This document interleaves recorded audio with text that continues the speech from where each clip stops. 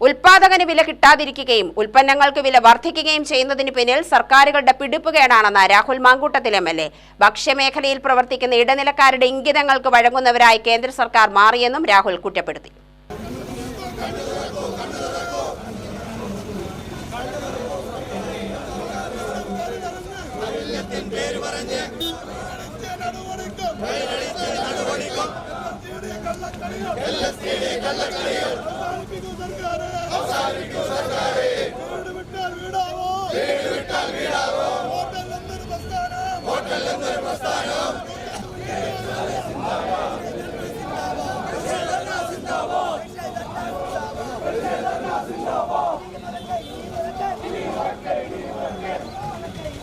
വിവിധ ആവശ്യങ്ങൾ ഉന്നയിച്ച Kerala hotel and restaurant association Palakkad ജില്ലാ കളക്ടറേറ്റിലേക്ക് നടത്തിയ മാർച്ചും ധർണയും ഉദ്ഘാടനം ചെയ്ത് സംസാരിക്കുകയായിരുന്നു MLA.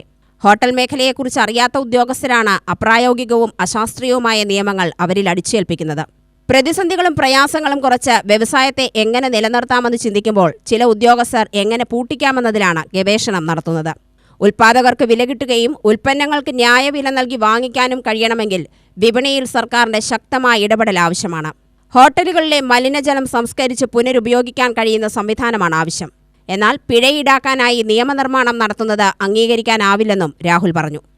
ഇവിടെ സംസാരിച്ചുകൊണ്ടിരിക്കുന്ന റസാക്ക സൂചിപ്പിച്ചത് ബിരിയാണി അരിയുടെ വില 95-100 രൂപ ഉണ്ടായിരുന്നത് 220 രൂപയായിട്ട് വർദ്ധിച്ചു എന്നുള്ളതാണ്.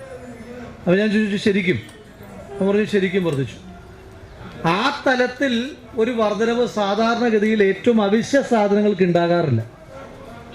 സാധാരണ പ്രൈസ് ഹൈക്കുകളൊക്കെ ഉണ്ടാകുന്നത് പലപ്പോഴും ഒന്ന് ഗ്രാജുവലായിട്ടുള്ള പ്രൈസ് ഹൈക്കാണ് ഉണ്ടാകാറുള്ളത്. രണ്ട് അവശ്യ സാധനങ്ങൾക്ക് ഇമാതിരി ഒരു വിലക്കയറ്റം ഉണ്ടാകാറില്ല. കാരണം ഇതെല്ലാം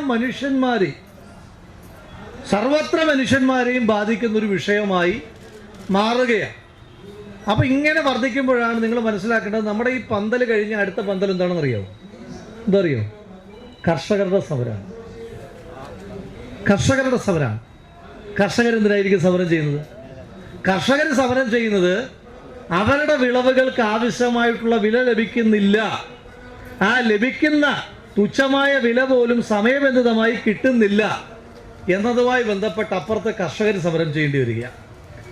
ആ കർഷകരുടെ ധാന്യങ്ങൾ ഉപയോഗിക്കുന്ന ഹോട്ടൽ റെസ്റ്റോറൻറ്റ് അസോസിയേഷൻകാർ ഇപ്പുറത്ത് വിലക്കയറ്റത്തിനെതിരായിട്ടും സമരം ചെയ്യേണ്ടി വരിക. അപ്പൊ ഈ ഇടനിലയുണ്ടല്ലോ, ഈ ഇടനിലക്കാരുടെ കൊള്ളയാണ് ഇന്ത്യ മഹാരാജ്യത്തും കേരളത്തിൽ നടന്നുകൊണ്ടിരിക്കുന്നതെന്നുള്ളത് ഇതിനേക്കാൾ വ്യക്തമാകുവാൻ കഴിയുന്നൊരു വേദിയും സദസ്സുമില്ല. മലിനീകരണ ബോർഡിന്റെ അശാസ്ത്രീയ നിയമങ്ങൾ പിൻവലിക്കുക, നിയമപരമല്ലാത്ത തട്ടുകടകളെ നിയന്ത്രിക്കുക, വൈദ്യുതി വെള്ളക്കരം ചാർജ് പിൻവലിക്കുക, വിലക്കയറ്റം നിയന്ത്രിക്കുക തുടങ്ങിയ ആവശ്യങ്ങൾ ഉന്നയിച്ചായിരുന്നു ധർണ സംഘടിപ്പിച്ചത്.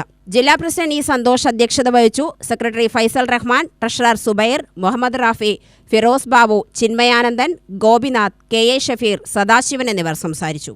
UTV news, Palakkad.